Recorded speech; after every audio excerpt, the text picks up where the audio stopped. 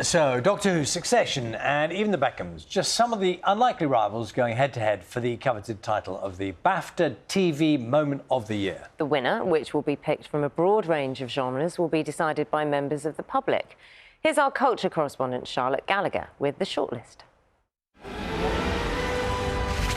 From the unveiling of the 15th Time Lord, played by Ncuti Gatwa,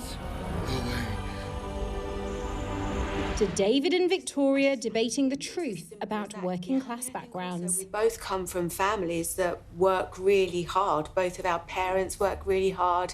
We're very working class. Be honest. I am being honest. Shocking endings on Happy Valley. And I'm sorry I didn't treat Becky any better.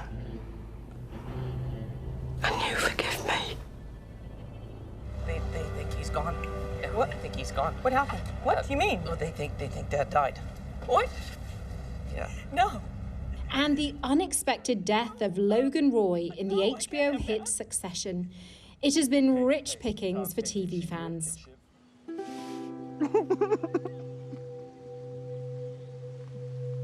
The other clips in contention for BAFTA TV Moment of the Year include the third episode of the HBO zombie apocalypse, The Last of Us, tracing a love story between two middle-aged gay men.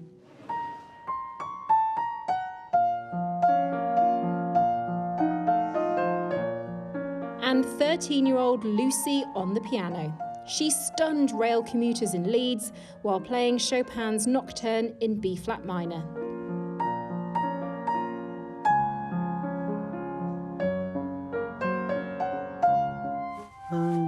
Perhaps you would like a marmalade sandwich. Last year's winner featured an afternoon tea with Paddington Bear. So do I. Starring another icon we will never forget. I keep mine in here. Oh. For later. The 2023 winner will be announced at the BAFTA TV Awards in May.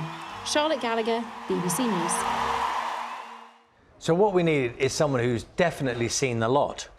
Scott, you've seen the lot, right? Yes, I have. Yes. Thank goodness. But I mean, I think it's certainly like these are moments that I think a lot of people have watched as well. Yes, and does it have? I mean, there's a lot of variety in the mix there. That's a lot for sure. of variety, and I think worthwhile mentioning that this celebrates for TV from last year. So if you're probably wondering where Diane is with a fizzy rosé, that would be possibly eligible for next year's awards. So on there, you've got, for example, the David Beckham moment. I mean, that was, of course, the documentary where David teases Victoria about her working class upbringing, a Shoes documentary moment, but it's just that exchange that I think lit up social media.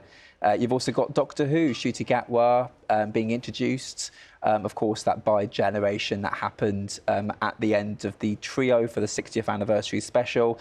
Happy Valley. And for a lot of, on the Doctor Who thing, for a lot of people, I mean, you know, a new Doctor Who anyway is a big deal, a new Doctor Who, and quite a big change in the nature of the Doctor Who. All of those things add up to being a bit special, don't they? Yes, definitely. I think there had been a lot of anticipation for Ncuti Gatwa for quite a while, of course, announced as the 15th Doctor earlier in the year. But it was also the return of David Tennant and Catherine Tate for Doctor and Donna for those three absolutely superb specials. Of course, Russell T Davies coming back on as showrunner, and I think there was a lot of expectation. I'm trying not to be too spoilerific about what happens in case you haven't seen it yet, but let's just say it had a happy ending for everyone involved, and that doesn't normally happen when it comes to a regeneration.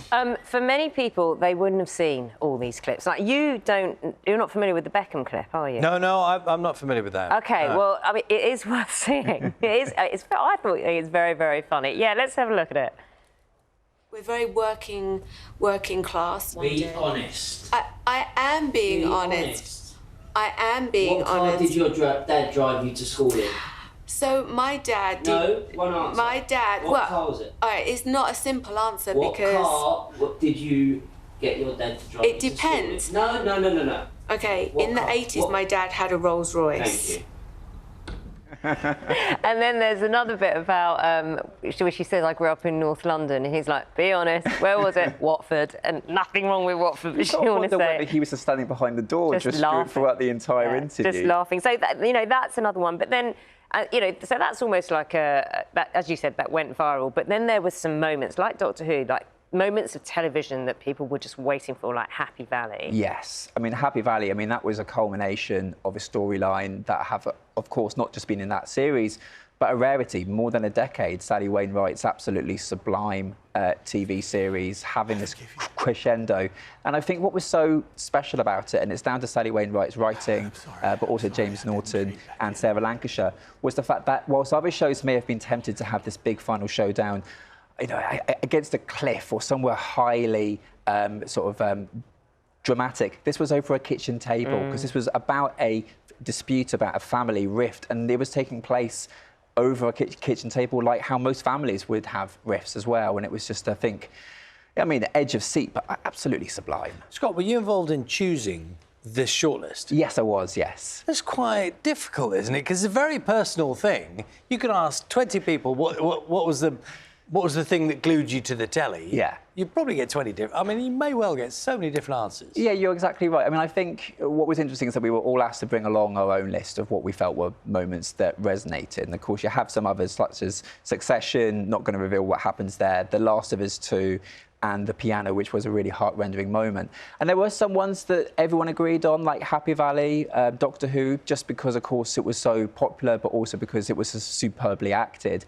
But then when you get to these other ones, such as ones that are like drama and maybe having whole episodes, you know, those might be shows that are critically acclaimed. And like, for example, in The Last of Us, the Bill and Frank storyline, unexpected, which isn't the main story. It was like a tangent, wasn't it? Quite a beautiful tangent. Totally unexpected. And I think it was like the whole storyline is two characters trying to go and get a car, and it then unfurled to be one of the most beautiful, heart-rendering scenes I've ever seen on television. I suppose, in a way, Scott, that the whole point of this category is something that you might have seen yourself, and the next day you go to work and you say, you didn't see, did you? And this, The Piano, that maybe you can just intro for us, is one of those things. You might not have watched the series, but you might well encourage someone, if you don't do one thing, watch this young girl doing her thing at the piano. Yeah, so, I mean, this was a show that was presented by Claudia Winkleman, and it's about people just sort of playing on their piano. And you had 13-year-old Lucy.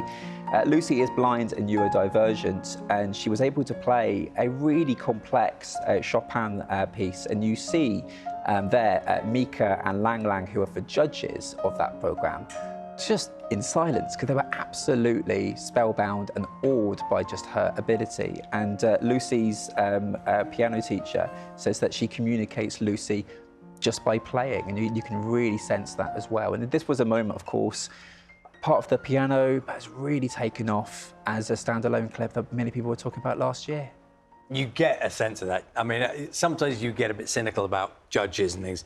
You really do watch that and you go, they are all amazed. Yes, yes. I mean, I think sometimes there's a reality TV show moment, because, of course, those things are scripted and crafted in a certain way to maybe gauge a reaction. But that was one of those moments where you had to be like, wow, I couldn't believe that they were able to, you know, that she has such an amazing gift. And I think the fact that she's been in this list is just a testament to her skill.